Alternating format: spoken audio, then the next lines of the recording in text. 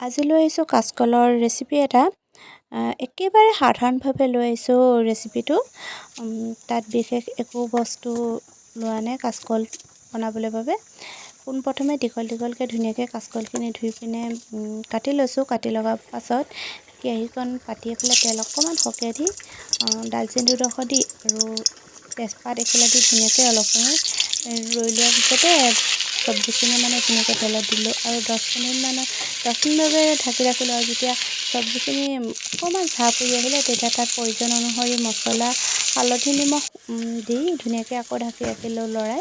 আৰু চব্জিখিনি অলপ সময় মূৰে চাই থাকিব লগা হয়, যিহেতু দেৰি যাব বুলি অলপ ভয় থাকে। কাচকল যিহেতু শুকান ভাজি হৈছে আৰু এনেদৰে লৰাই অলৰেডি চব্জিখিনি এইফালে হৈ আহিলে আৰু এইফালে আকৌ আদা ৰচুনৰ পেষ্ট এটা ধুনীয়াকৈ দি ঢাকি ৰাখিলোঁ 10-15 মিনিটমান বাবে। এইফালে আকৌ চব্জি ধুনীয়াকৈ ৰেডি হৈ আহিছিলে। আপোনালোকে পিছে এনেদৰে যদি বনাই খোৱা নাই এবাৰ খাই চাবচোন, বৰ সোৱাদ লাগে আৰু খাই পিনে নিশ্চয় জনাব দেই কেনে পালে।